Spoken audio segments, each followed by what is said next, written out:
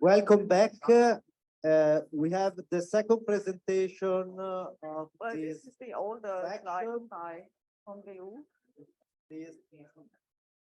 And the second presentation is by Sylvia Frühwirth-Schnatter. Sorry for my Oh, it's perfect. pronunciation. And she is professor of applied statistics and econometrics at the Institute for Statistics and Mathematics in Vienna. She is an expert in mixture models, Bayesian econometrics, and Mcmc algorithm. Right. Yeah. So, please, Sylvia, the floor is yours. Thank you. Thank you so much. It's a real delight and pleasure to be here, and also an honor. And I really would like to thank the organizers for inviting me, for the really wonderful hospitality and the perfect organization. I've been at many conferences, but this is certainly one of the top conferences, not only in content, but also in terms of organization. And I also would like to say that I'm impressed by the work the PhD students are doing here in Padua. But then there's a long tradition. What you see here is a picture of a tomb in San Zeno in Verona, which is not very far from here, 700-year-olds, and you can see how students have been studying and paying attention to their instructors in 700 years. So keep up the good work, please. When I picked the title for this presentation, I thought, I mean, giving 800 years, mixtures have been around for 150 years, so I picked this fancy title. But then I realized that Christian is also presenting, and Christian also has fancy titles, so we coordinated the slides. And actually, his title would be more appropriate for my presentation, because I will mostly talking about how to use mixtures in a clustering context, how to choose K, how to choose K plus, whereas he will give more an overview of mixtures. So we kind of swapped titles here. So the work I'm presenting is work together with a wonderful group of co-authors at our university, which is the Vienna University of Business and Economics, with Bettina Grün and Gertrud Masinavalli. We have been working with mixtures now for nearly 10 years together, and two wonderful PhD students, Jan Greve and Margarita Grushanina. So I will talk about, so yesterday we had this brilliant presentation by Judith, how to use mixtures in the context of estimating densities in this challenging framework where the data live near a manifold. So today's focus will be how to use mixtures in a clustering context. So just to remind you, what does it mean when you want to do unsupervised clustering? So we have unstructured data that we want to group into clusters, where the data within a cluster is similar in some sense. So this is like really a data-driven technique. You want to let the data speak. And there have been tons of clustering methods developed over the 50 years, basically one group based on mostly distance measures like k-means, which has been around for 50 years. And there is this influential work by Adrian Raftery and co-authors, and also by Christians and others, how to use mixtures, finite mixtures, to do model-based clustering. Now, why is clustering challenging? So assume you have n objects, you want to group them into k clusters, and then you look at all the possible partitions. So I'm indexing here the partitions by the sequence of indicators that take values between 1 and k. So you will see a lot of these indicators in the presentation. And we want to find an optimal partition. And that's a very ill-defined problem, because it's not clear how to measure optimality there. The space, so the possibilities of partitions that you have are huge. So if you think of like 10 objects with 3 groups, you have already 60,000 possibilities. You see when this increase, how quickly the dimension of this space increases. So there's a computational challenge. And in practice, the number of clusters is unknown, of course. So this is the outline of the talk. As always, I have too many slides, but I hope to get through the plan. So I will briefly recall the definition of mixtures. I will introduce what we call the generalized mixtures or finite mixtures, which is based on a recent paper in Bayesian analysis. I will talk about the telescoping sampler. This is a sampling technique that we introduced in that paper, where we can learn the number of components without using a reversible example, CMC. I will have a few applications, and I hope I have time to pitch what we were doing with finite mixtures with Bayesian non-parametric mixtures. So here you see the definition of a mixture model.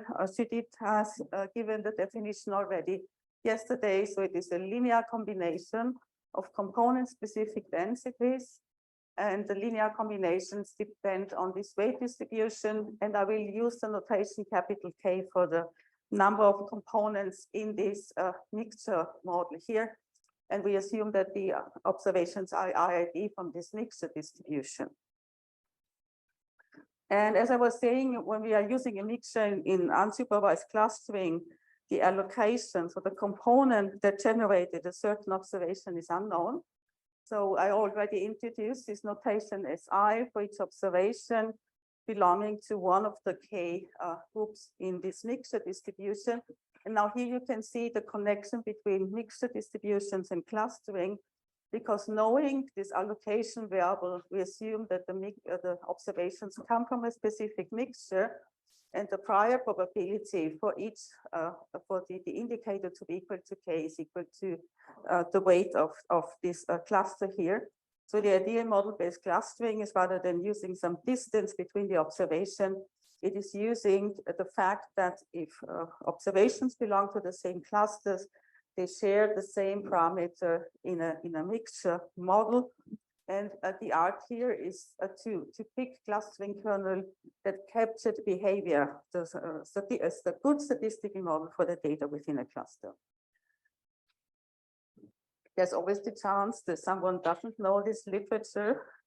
So there's this book which people still buy it. So I like this very much. And we have a recent Handbook of Mixture Analysis, which is an overview of mixture analysis written by the experts in the field. So if you don't know much about mixtures, you want to learn more about it, I would highly recommend to take a look at this handbook. Now, let me start with a very simple stylist example. So what you see here is a few dots, and obviously there seem to be two clusters here. Now, what happens if we fit a mixture with two components? Well, then some of the observations will be assigned the indicator 1, and the other observations will be assigned the indicator 2. So this is nice because we say two observations belong to the same clusters if the indicators are the same. Now, what happens if we take the same data and fit a mixture with 5 components? Now, what we would like to happen is that we still have 2 clusters, that the observations in one group are assigned the same indicator. Here it is 4. The observations in the other group, the same indicator, which is equal to 3, which means 2 out of these 5 components are used for clustering. It's component 3 or 4, the numbers, the labels don't matter. And the remaining components are empty. Now, when you take an arbitrary mixture analysis without including information, that's not going to happen. So what the presentation is basically about, how we can make sure through a Bayesian prior formulation that in a situation where a mixture is overfitting, actually this situation is happening. 2 components are used to define the 2 clusters, and the remaining components are empty. Now, when we look at this from a statistic perspective, it is kind of clear what is going on here. Let us denote the observation in each component by NK. Now, so this is your sample from this distribution. When you look what happens with the indicators, it is basically like we're sampling n times because you have n objects. And the weight distribution is the probability distribution you need here, and we all know as statistician, when you sample from the multinomial distribution, if some of the probabilities are small, it might happen that some of these occupation numbers are 0.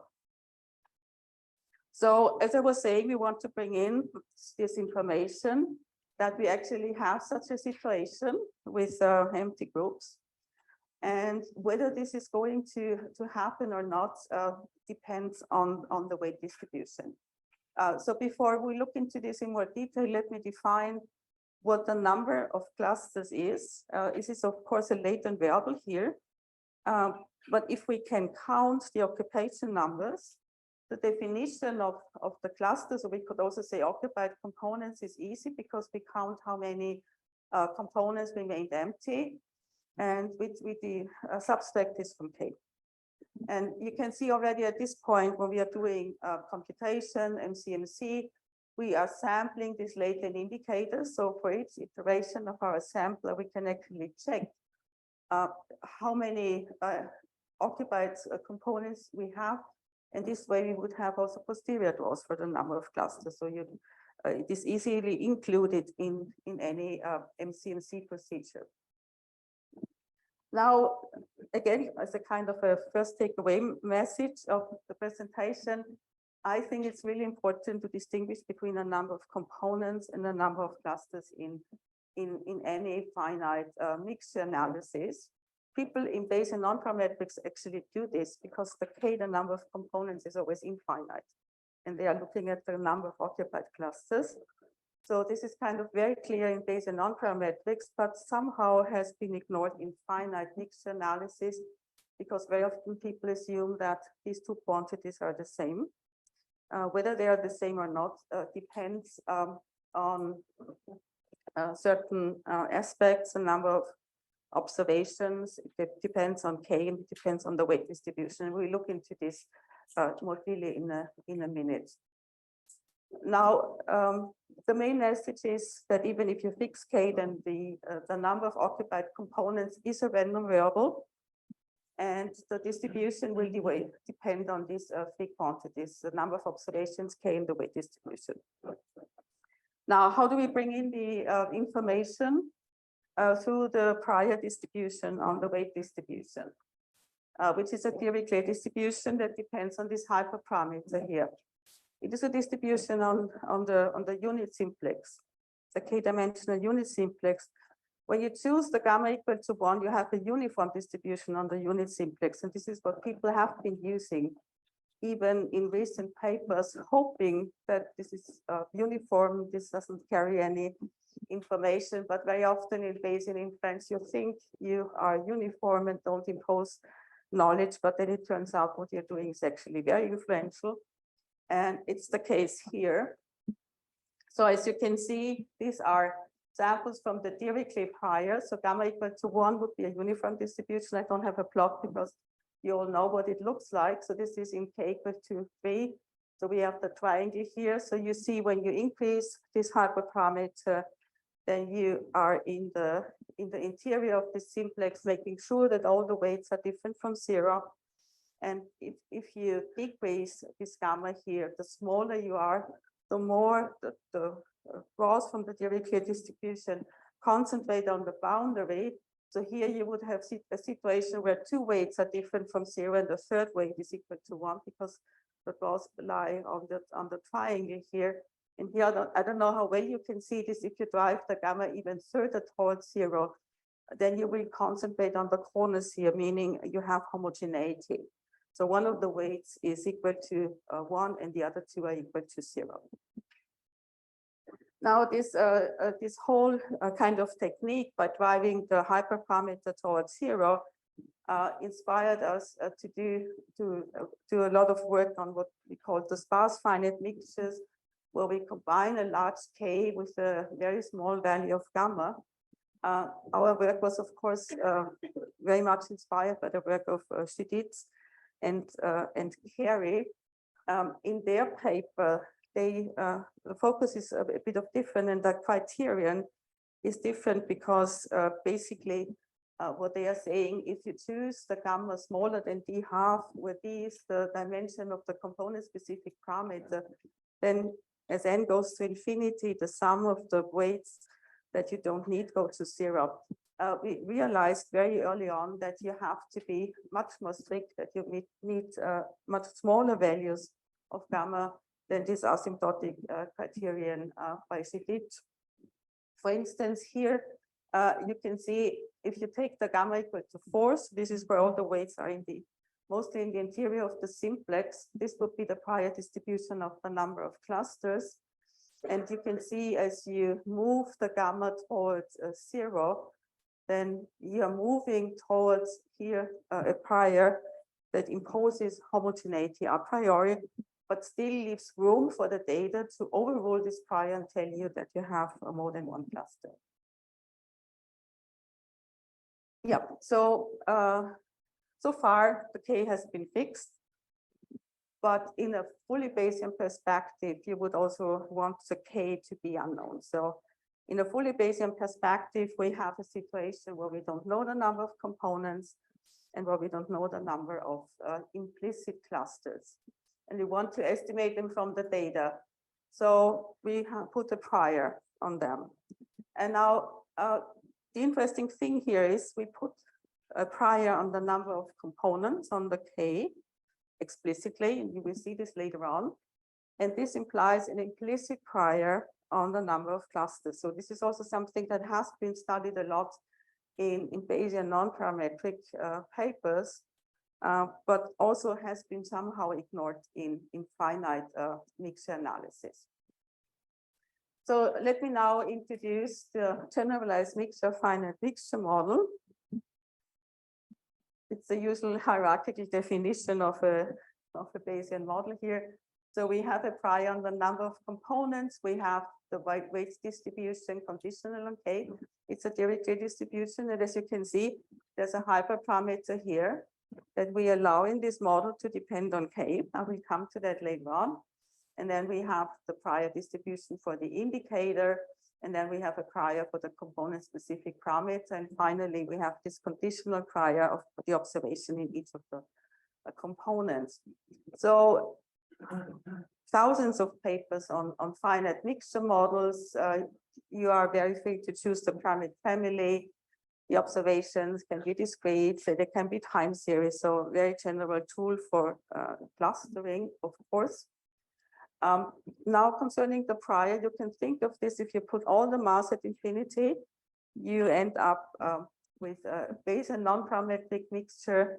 You can fix, you can choose a direct measure at a fixed value, but in general, we are working with a full prior on K. And what I want to focus on today is the role of this prior you put in the Dirichlet distribution, because as I was saying, this is somehow neglected in the finite mixture literature. So most of Bayesian non-parametric models are exactly how to choose a model. It's a model, Sonia, I would say, a model for the weight distribution. And in finite mixtures, what people are doing, they just use the uniform on the unit simplex. And so our goal in this project was kind of bringing this together, bringing finite mixtures closer to what Bayesian non-parametric is doing. So in that recent Bayesian analysis paper, we basically allow this gamma K, this sequence of hyperparameters, to be an arbitrary sequence. But we studied in the paper two specific types. One of the cases is where this hyperparameter is fixed. And this brings us back to this literature on a mixture with K unknown, the very famous paper by Sylvia Richardson and Peter Green, where they also introduced a reversible jump MCMC mixture, and the recent paper by Miller and Harrison in Shasa, where this parameter is fixed. And as I was saying, in these papers, it's a uniform distribution. So what we found very useful is to have a sequence of hyperparameters they've defined as alpha divided by K, meaning, and this is very much in the spirit of these sparse finite mixtures, the larger the K is, the smallest the hyperparameter. So when we submitted the paper, well, of course, it got rejected the first time, but we learned that this idea that we found from our empirical work has been around in a number of papers, and we called it dynamic mixtures of finite mixtures, which is a confusing term. So maybe you can think of it more like an adaptive mixture, where the more components you have, the smaller this hyperparameter is, so that you force sparsity here.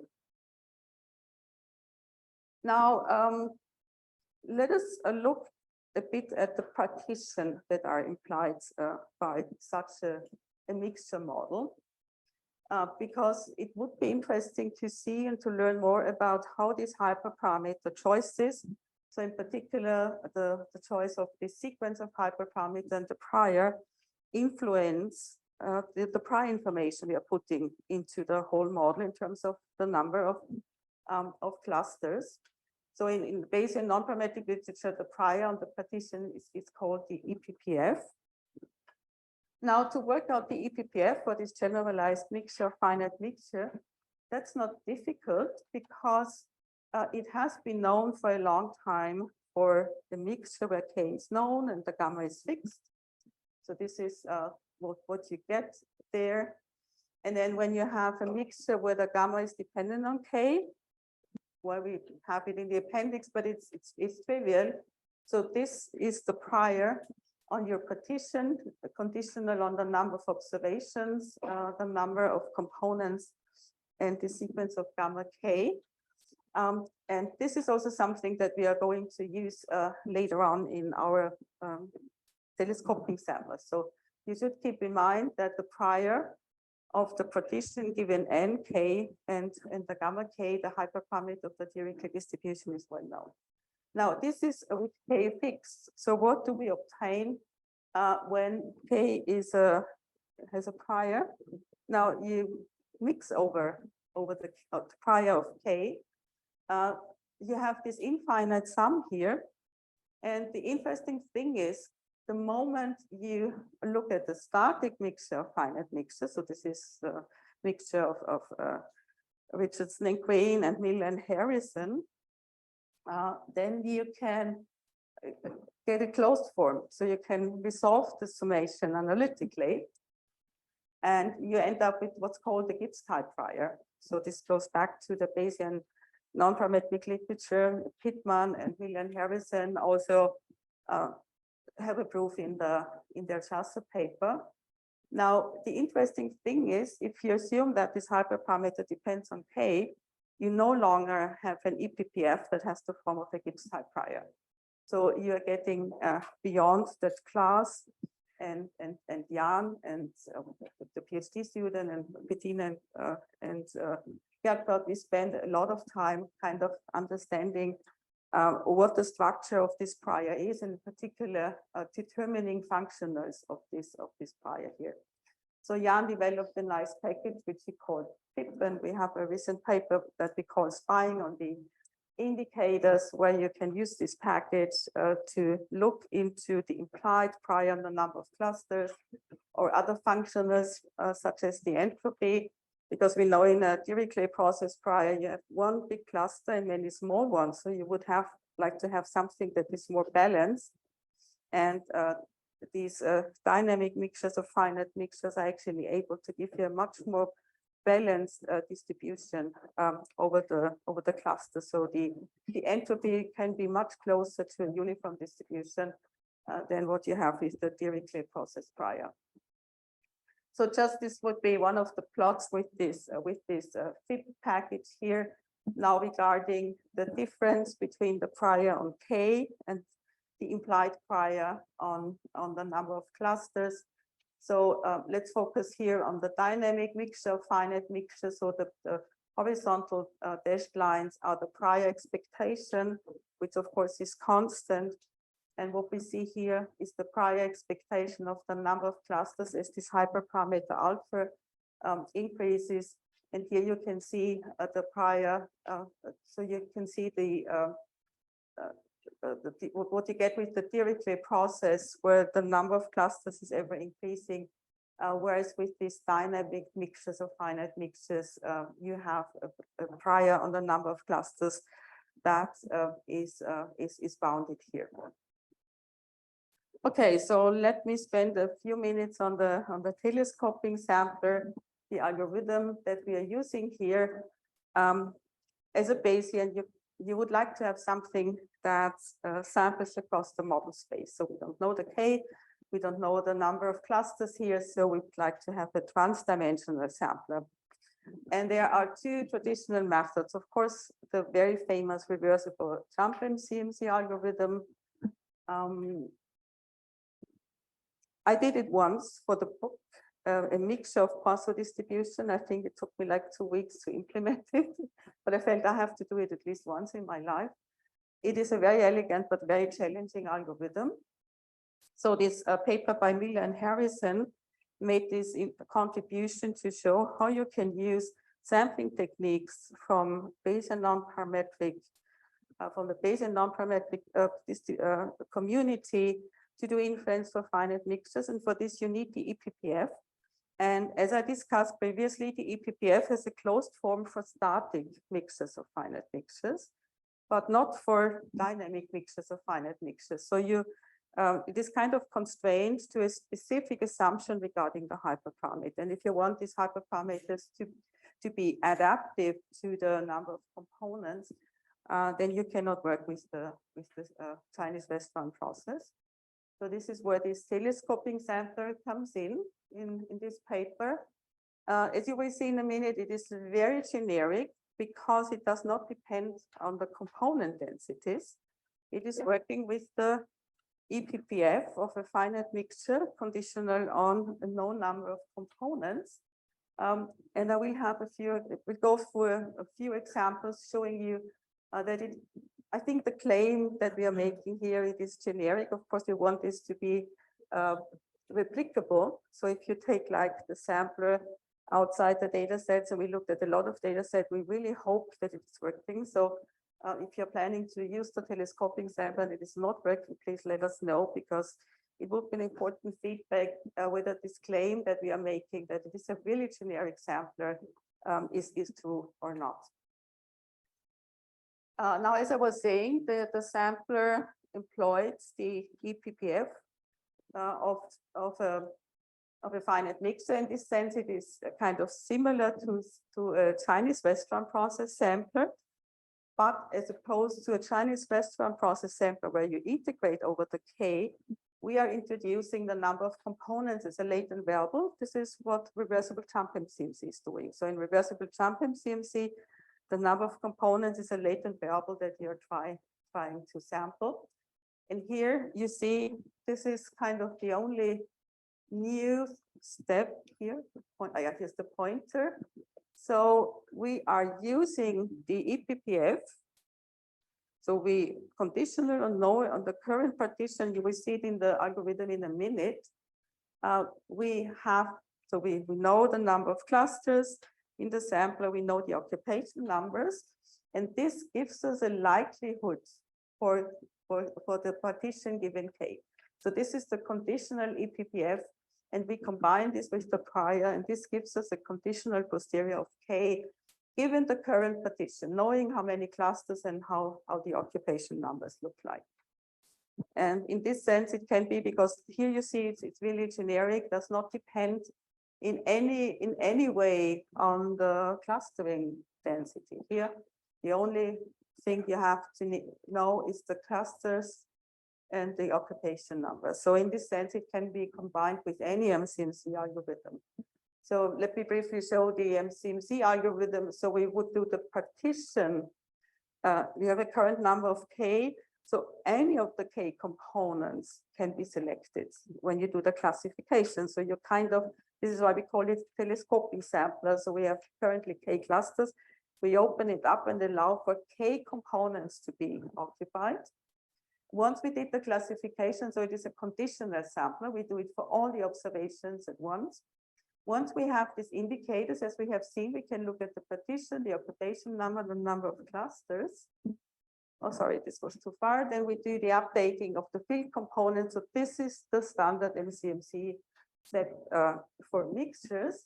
And now here is this new step where we sample the number of components conditional on the current partition.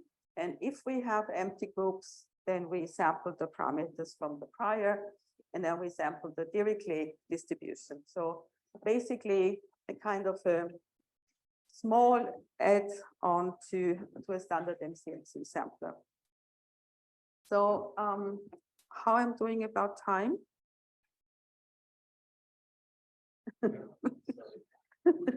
I would say something like 12 minutes.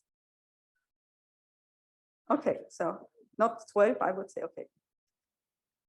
Yeah, okay.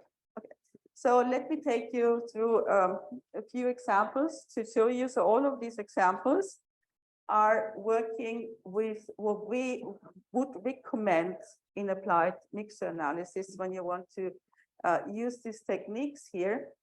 So we would recommend to use this dynamic adaptive version where the hyperparameter decreases as k increases.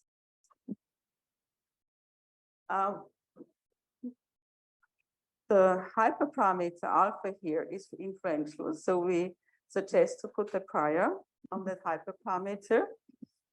We found the F distribution to work very well because you can control the behavior at 0 and you can control the behavior in the tails. And concerning the prior on K, we are using a translated beta negative binomial distribution. If you haven't heard about this, so we started with a Poisson distribution, as everyone would do here, found that the intensity of the Poisson distribution is extremely influential. So we put the gamma prior on that. This is what you would always do. So you end up with a negative binomial distribution. It has two parameters. We found that the beta here in the negative binomial distribution is extremely influential.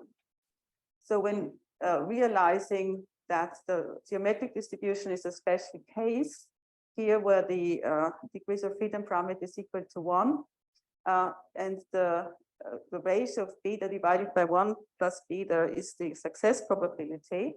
So we said, okay, why not put a prior on the pi also in the general case?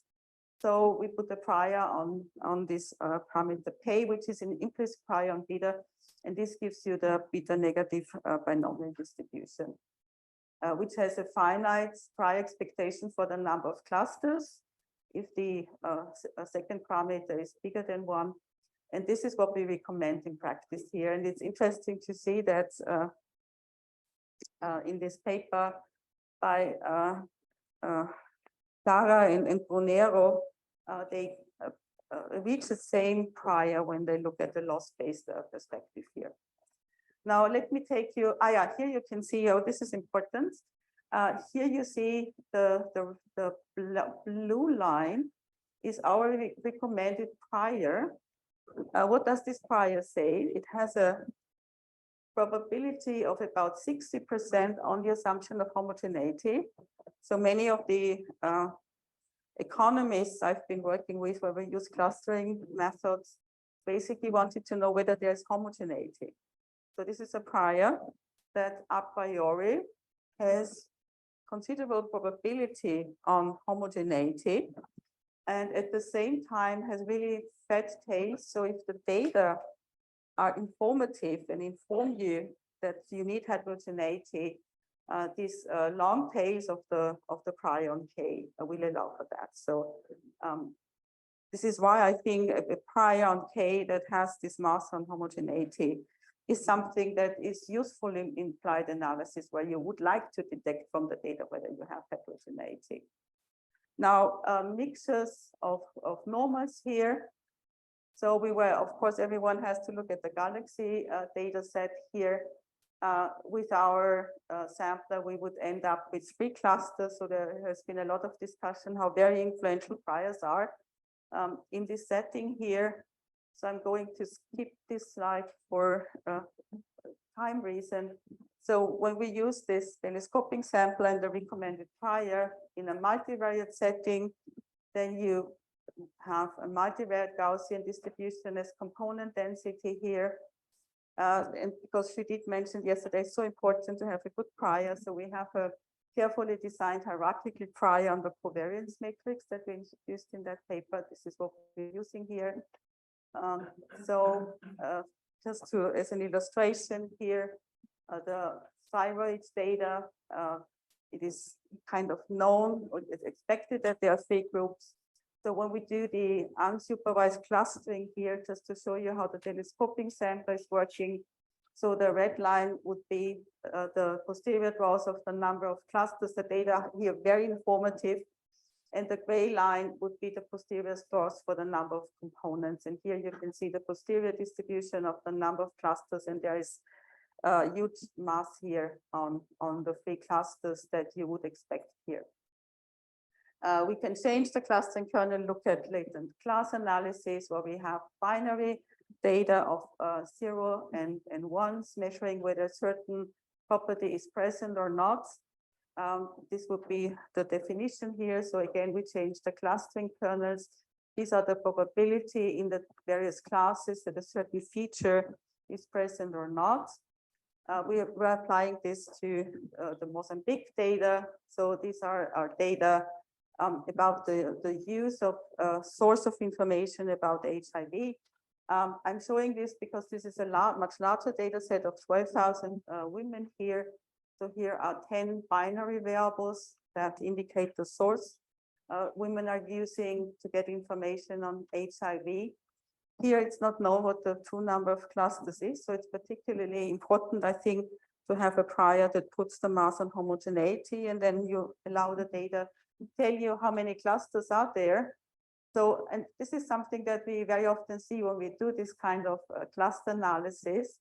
So for sure, there are at least 4 clusters, and the posterior mode for the number of clusters is here on 4 clusters. So we then do the stratification, we pick this number of clusters, and then only look at the posterior draws with this number of clusters, resolve the label switching problem, and Christian will say more about label switching in his presentation. And then you can look at these probabilities for the various binary variables in the different group. So there's a very large group here showing that these women mostly get the information from friends. There is another group showing they get the information mostly from the TV. And we are also able to find some very small groups here, like this group of Muslim women who get their information from radio, TVs, and this kind of sources. So I have like 5 minutes left. Wonderful, yeah. Because I would like to, my last browsing through applications is recent work with Rita, where we work with a sparse representation of covariance matrices using a factor approach. So instead of having the full covariance matrix, we assume a factor structure on the covariance matrix here.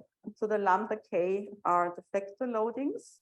These are matrices which are tall matrices. So the number of columns is the factor dimension. And this reduces the number of parameters that you have here. And then we put priors on the lambda k's and on this matrix of idiosyncratic variances. And the factor dimension is also unknown. Rita is working at one of the biggest banks in Austria, and she is particularly interested in the inflation data. So she was clustering. So these are inflation rates in the Eurozone from the 1970s till 2019. So she was just running these mixtures of factor analyzers here. And she found basically 2 clusters, and the dividing point is here around the financial crisis. And what I found particularly interesting is that you see like this kind of convergence here in the Eurozone, whereas before this financial crisis, you see a lot of variation. So here she identified 4 factors, and here a single factor. And just to compare with the state of the art based on non-parametric method here, which is the infinite mixtures of infinite factor analyzers, a wonderful paper where also Sylvia was involved. This would give you back 9 clusters and 17 factors in each of the clusters. So you see a lot of overfitting here, whereas with we try to be as parsimonious as possible here. So I have like 2 minutes left to discuss the relation between what we are doing and Bayesian non-parametric mixtures. So let me first address the Dirichlet process prior. So it has been known for a very long time when you take such a sparse finite mixture where the hyperparameter is alpha divided by k, that it converges to a Dirichlet process mixture. And very often this mixture is used as an approximation to get close to the Dirichlet process. Our viewpoint is here different because we think this k is a second hyperparameter and you can put a prior on that. And this is the dynamic mixture of finite mixtures. And when you do so, then you end up with something that is more general than the Dirichlet process prior.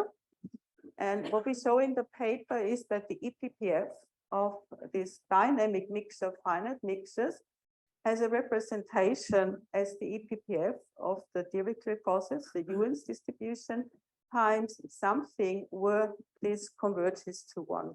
So the dynamic mixture of finite mixtures is, you can see it as a generalization of the Dirichlet process mixtures beyond Gibbs type priors. And finally, there is a relation, very close relation between mixtures of mixtures and Pitman-Yaw mixtures. I will probably not be able to discuss all the details of this slide here, but basically when you have a mixture with a prior on K, there are two situations. So when you have a static mixture of finite mixtures, then you basically have a mixture of Pitman-Yaw mixtures where you mix over the concentration parameter. So this is a kind of a mixture model that has been discussed in the literature. Whereas when you look at the dynamic mixture of finite mixtures, you end up with a mixture of Pitman-Yaw mixtures where you mix over the reinforcement parameter, whereas the concentration parameter is fixed. And again, this is what you leads outside the class of Gibbs type priors. So not much time to say what we would like to do next. Of course, the mixture components are always misspecified. So our answer to this is to use mixtures to capture the clustering kernel. It would be interesting to see if other definitions of the gamma Ks are useful, because this might lead to mixtures of Pitman-Yaw mixtures where both the concentration and the reinforcement parameter are mixed over. And then it would be interesting to really study whether you achieve posterior consistency of the number of clusters. And there is this Guhab paper, which I think is very relevant in this context. Well, with this, I would like to end the presentation. This is all I wanted to say. Thank you very much.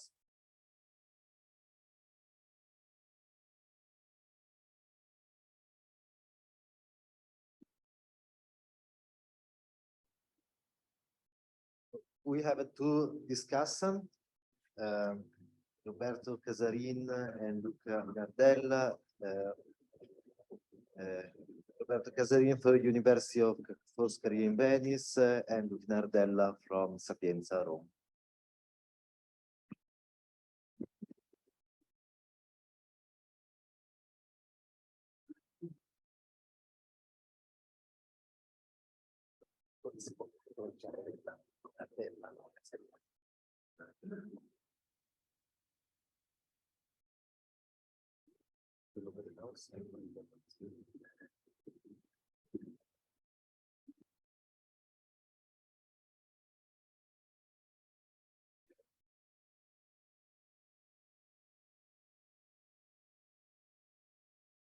Okay, in any case, let me start thanking the organizing committee and for inviting me to discuss this very interesting paper and all the related work from Sylvia and the collaborators. And so I think this is a super marvelous conference, and I will try to make a few comments on this work, and I will start maybe focusing on a very brief recap of the content and try to stress some of the key points which are important for my discussion, and which is distinction and the interplay between the K and K plus. And then I have some comments and questions. So let's start from the very beginning. A finite mixture model is a model in which you have K so-called components, which represent basically something that you can look at in this picture. In the univariate case, you have components being, say, normal distributions. We can cover these distributions just to distinguish them. And then you put some weights on them, and you have then this type of representation of measure densities, which sum together, sum up to 1. And then if you sum up their density, you get the distribution of the data, which looks like the black curve. Okay, and you believe that this curve is the representation of your data, and you take data from this type of distribution. And the most important point is that we are used to think that these K components represent some types of subpopulations, okay? And this is the old way. So now Sylvia is telling us that there is another alternative perspective to look at groups in the data, okay? Which somehow is related to the idea of thinking the, say, the data generating process through latent component labels, okay? So indeed, you can think of the data process generation like using this, well, let me go back to this slide from Sylvia. So the main part is this: you somehow make some data augmentation of the representation, and you think that there are underlying labels which you call SI. They depend on the weights that you put on all the mixture components. Once you draw this label component from this multinomial distribution, and once you condition on the label component, then you draw the data from the corresponding colored components. So in this case, it's a case where you have drawn 10 units from the population, and you only somehow looked at these two colors, so the blue and the red. And these somehow colors are the groups that Sylvia is trying to somehow recover from the analysis, okay? And of course, why I have not looked at the other somehow colors is probably because the weights of these components are too little with respect to the sample size, and you have not observed any of the colored of the other colors. Of course, if you draw a larger sample size, you probably end up sooner or later to visit all the, or to experience all the colors, okay? But of course, colors are not revealed, are hidden in the structure of the data. And of course, things are not so neat somehow, or sometimes, and you, of course, have a lot of uncertainty lurking around. So as Sylvia showed us, you have a very general framework in which you can put this in a Bayesian mixture model, and you put some prior on the number of components, okay, which Sylvia pointed out are different from groups. And then you put some prior on the weights through the distribution, and the main point of Sylvia is looking at this gamma K parameter when you think that all the parameters of the dish are equal to each other, and maybe this gamma k should depend on k for somehow removing, in a sense, the small or the components which have small weights, okay, in the analysis. And okay, so this is more or less what is in the work. And so the idea is that the key point is somehow playing around the difference between this k plus number of groups, okay, which is a random number of latent labels representing components in the sample size, in the sample size n. And indeed, I think it should be somehow denoted as k plus depending on n, because this quantity depends heavily on n. Okay, and this, of course, less than or equal to k, which is the hidden number of components in the finite mixture model, as long as you believe that k is not fixed and you have put it prior. So I think that the main core of the work is related to this difference, okay, which is related to the components that you have not observed during the sampling of these colored ballots, or the colors of these ballots, okay? And of course, this is related to the species sampling process of observing labels in an exchangeable sequence. And a nice point in the work is that there is an ingenious use of this feature of the exchangeable partition functions, which allows to develop and exploit a new sampler for the underlying Bayesian model. And I think in some sense, this sampler is reminding me a little bit of an idea which is somehow related, but it has some sort of similar spirit in the sampling, which is the Gottsill technique of somehow adding the extra components randomly from the prior, and using this type of in the transdimensional simulation where number of parameters changes with the model. So let me now go to the questions and comments. So the main points I would like to ask to Sylvia is about what is the end of the story, if there is an end of the story. Should we really focus exclusively on the unknown groups in the observed sample, so the k plus of n quantity? Or should we still try to think about the number of groups k in the population?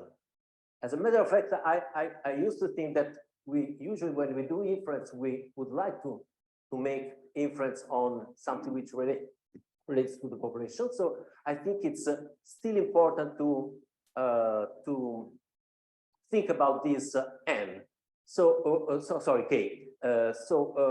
One point is that k plus and k, when n is growing, they're going to agree. So they're going to be the same. And I was thinking about the idea that if there is a way of consistently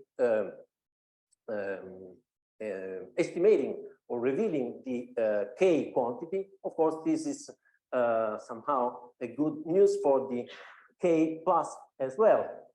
And indeed, I think that this, in the paper by Gua et al., there is some result which, if not exactly matches the whole setting of Sylvia, it's covering at least the static case. But in one of the applications that Sylvia showed us, we have a very large number of samples, so it's 11,000, if I remember well. So, and we have seen that the distribution, the posterior distribution of k and k plus do not merge. So should we be worried about that? Is this a sign maybe of something which is related to my final comment? Is maybe there is a sign of components specification, okay? in which you are probably having some underlying weights which are small, okay, but they are not somehow visible in the sampling of the K plus. And just one final comment. Indeed, are we sure that we want really to remove all the small components from the analysis? Of course, if the small components are there, is because there is some K which is larger. So there should be somehow something else maybe in the population. And in this case, I wonder whether Sylvia can report us about the idea that the estimation of the number of groups, okay, compared to the number of components, okay, is somehow biasing the estimation of the number of components. And in any case, are we sure that, for instance, in social sciences, we want to remove small components from the analysis? Because in this case, we will overlook minorities. So I think I will stop here, maybe have more comments on the robustness, but it's something that probably also Sylvia skipped on in her presentation. So thank you very much, Sylvia, and thank you.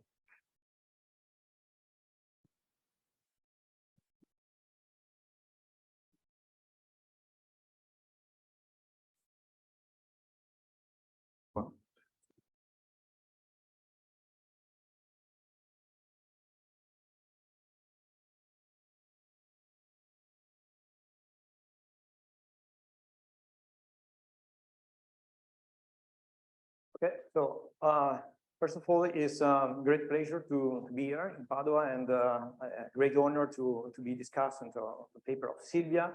So, and it's difficult to resist to have an historical remark, having the 800 years in the title of research in the title, and the 150 years in the title of the talk of Sylvia. So that's the historical remark. That's, you can see Galileo Galilei teaching to the Venice Doge how to use a telescope. Okay, so that and there is something related to maybe to mixtures and statistics. So Galileo spent some years in in Padua, University of Padua, and teaching various in various fields, and astronomy was one of these. And he made significant discoveries in both pure and practical applied science. Let me draw your attention on this review paper of ALD, is International Statistical Review, where there is a hypothesis testing these absolute deviations by Galileo Galilei on a set of data. No time to show you the data set, but it looks like there are outliers and maybe small clusters, and there is a discussion about discarding data or use data to support alternative hypothesis versus non-hypothesis. But I let you have a look to this paper. So thanks to Sylvia for the presentation, which includes some recent advances on mixture, but we cannot forget the long list of contribution of Sylvia to this topic and this area. And yeah, the reference book is this one, right? So so let's switch. Chapter 1 of this short discussion is tequila, folk, and mixture. So there is this Larry Wasserman statements of mixture like tequila are inherently evil and should be avoided at all costs. That's the tequila part of the story. But why do researchers, why we keep using mixtures? Maybe they are flexible model, the same apply to mixture of mixtures. Maybe they are a flexible approximation of a true model, or are mixture effective probabilistic clustering model. So that's topics that will be discussed maybe also by Christian Roberts in the next talk. And the fourth part is related to maybe one way to support the use of mixtures, so provide some theoretical result of the foundation of this approach in statistics. So folk theorem has to do with any continuous distribution can be approximated arbitrarily well by a mixture of densities, and same apply to other statements similar to this one. And they discovered that only recently, Nguyen and McLachlan 2018 provided a proof of an early result of Dasgupta 2008 on I mean, actually is this one. So on controlling in a distance, total variation distance, the approximation with respect to a given F star density when using mixture. F belongs to this family of mixture, scale and location mixture. So my first question would be, now we have a mixture of mixtures where you are mixing. So sorry for being fast in the notation, but I guess there is a K indicative number of mixture component, and you can put a prior measure or a K plus, and maybe you are able to extend some of the results, for example, chaining and light to 20 on, I mean, to mixture of mixture. And since we are based on a research area, can be the one of posterior consistency, a concentration rates for mixture of mixture using the K plus prior you have in your presentation. Chapter 2 is back to basic. So quick recap on what is the Bayesian model, thanks to Christian. So that's his book. Maybe the year is wrong. Anyway, chapter is correct one. It's chapter 1. So you have a likelihood part and prior part. For the Bayesian mixture model, that would be the likelihood part. So it's a mixture of the convex combination of two densities, and the prior part would be a prior on the, say, the parameter of the two densities and the weight. But then you have a Bayesian model with random discrete priors. That's the shift from the Bayesian mixture model to the Bayesian model with the random discrete priors, where you assume there is a hierarchical prior with a discrete component in the prior distribution, where you have weights, where you have atoms, theta 1, theta 2, and the atoms are from a given distribution that's called G0. That will be the base distribution in the Dirichlet, right? Process prior, and W from another distribution. But then you can reconcile the two approaches, right? You integrate just the discrete part of the prior, and you get the connection between, say, finite mixture and the Bayesian on parametric ones. Clearly, you extend the measure to K equal to infinity components. But at this stage, there is one remark. So if you take this perspective on inference, then the new parameter to estimate will be G. That is a measure, no more parameters. So that's why also talking about transdimensional reversible jump issues in a context where the object of interest is G, a Latent measure, maybe, I mean, you don't need maybe, I mean, okay. Anyway, how to extend K components and how to select, estimate the number of components, DIC reversible jump. Next slide. Okay, there are some discussion on what would be the prior, and okay, in the case of Bayesian on parametric. But let me focus on the case you pick the VIC and DIC for mixture. There is an ongoing discussion on selection bias, so which has to do with the replicability issues. One of the previous talk was about this stuff. So the silent killer of replicability, that's the selective inference. And again, post-selection inference, selection bias, and Bayesian. There is a couple of papers in the slides where they are proposing a solution. So do mixture of mixtures, let's call it M1K, overcome this issue partially, or I mean, the selection bias is no more there because you are not applying BIC, but then you have hyperparameter driving your inference. So what's happened? So what's happened to the other stuff we are used to have in finite mixture? Label switching and identifiability issues in finite mixture. Are they still there in the mixture of mixture finite one? And another tricky issue is that using proper priors. So Larry Wasserman proved in a JRSSB paper that data-dependent prior arise when you are using improper prior with constraint on the sampling. And but then the question is it possible to impose constraint in your sampling? That's the latent say partition structure in a way to rule out an improper posterior kind of situation. So it's possible to impose in general, that can be of interest for other applications, constraint within the telescoping sampler. And from the infinite mixture perspective, one useful output is the co-clustering. So are you able to get a co-clustering or something similar from the telescoping sampler, I guess. So chapter 3 foundation, that's a quick advertisement of a paper of with the colleagues, with Federico Bassetti in Politecnico and Rossini for a student of mine.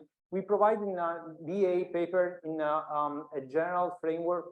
This is a probabilistic foundation of hierarchical measure. And the proposal of Sylvia, but the mixture of Miller and other hierarchical random measure fit in this general hierarchical species sampling model, where one of the theoretical issues we discuss is the use of non-diffuse measures and in a generalized species sampling, which is a common issue in other papers, and some of the authors are in the audience, and also some of the contributors maybe are in the audience. So how to build a random measure when the base measure is non-diffuse, say mixed or purely atomic.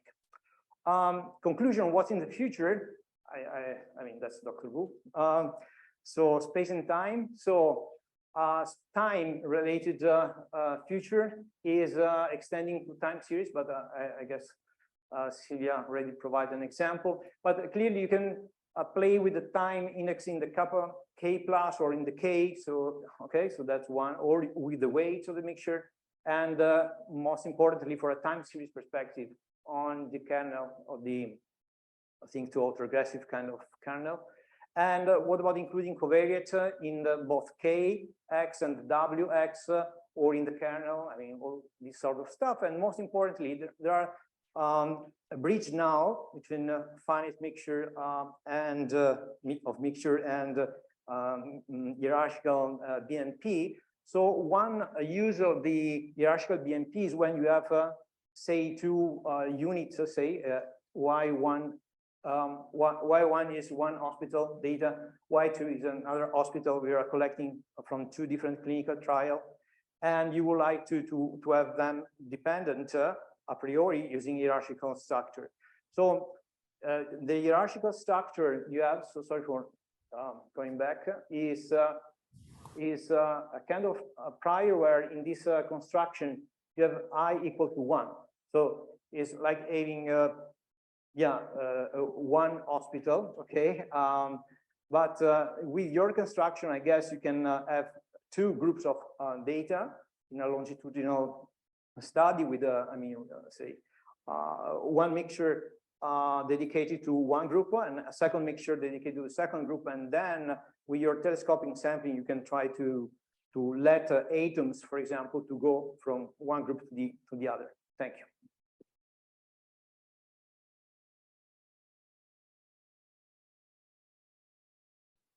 So the time is running very fast, so please, Sylvia, your answer briefly. There is no time for other questions, but maybe during. Oh. Yeah, many thanks for this very deep discussion of the paper, in particular to Roberto. It is amazing the thoughts you are having here, and also many thanks to Luca. So I have like 3 minutes to address all these questions here. So let me see what I think is important.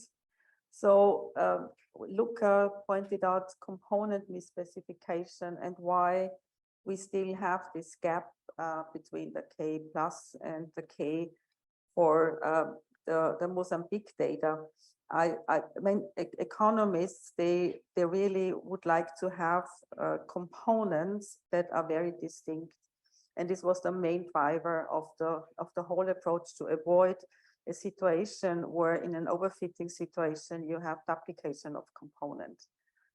And by having these very sparse mixtures, we make kind of sure that the components we obtain are very different, but misspecification is there for sure.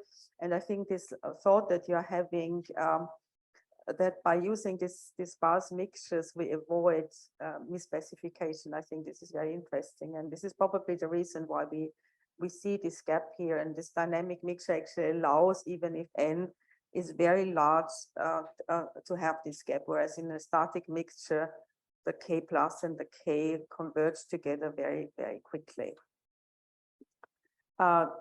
Now, there was the question about BIC and DIC. Well, with BIC and DIC, this is like the old-fashioned way. So you do one after the other. So you have to have one K equal to 1, and then you run your procedure, and you have K equal to 2. You run the procedure. So from a computational viewpoint, it's much more elegant to have a trans-dimensional procedure. DIC, I have to be honest, I was always very doubtful about the usefulness, because in this nice paper by Schill, I think there are like 8 definitions of DIC. The problem here is that both BIC and DIC are not well defined in situations where you have latent variables, because it's not clear what kind of likelihood that you should even use and then what the penalty, the corresponding penalty term is. So I think it is much more elegant to have such a trans-dimensional algorithm if possible. Then there was the question about improper prior, which I didn't understand, because we don't have any improper prior anywhere. We never use improper prior for the atoms. No. Yeah, okay. So I should have said that. I didn't say much about the component densities and how to choose priors for there. We never ever use improper priors for the components because there will be an improper posterior there. Yeah, so this was just a comment. Now, important comment, label switching. It is there, of course. And my experience with label switching is you cannot solve it if the mixture is overfitting. So there's no hope if the K is too large that you can separate the groups. So this is why we do this stratification. So based on the posterior distribution of the number of clusters, we pick the mode, then we stratify, and we then resolve the label switching. So we resolve the label switching conditional on an estimator of the number of clusters. And the way we are doing is like this method that I've been using now for 20 years. We just pick parts of the parameter and do a k-means clustering on that, and this identifies everything. So this is something that is working very well in applied work. So I mean, there are different methods how to resolve label switching. But in our experience, trying to find parts of the parameter that are different from the groups and then do the k-means clustering on that is working very well. So you can hear the pairs here. Yeah, about maybe a last word about the future. Of course, with time series, Roberto also mentioned a mixture of experts where the weights depend on covariates. This is something that I'm currently working on with Gregor Zenz from Bocconi University. We're also trying to understand how to do this maybe for Markov switching models and hierarchical models. Yeah, so I think there are a lot of relations there, and time is kind of short. So let me thank again both discussants for their very great comments, and the organizers for inviting me, and to you for listening. Thank you very much.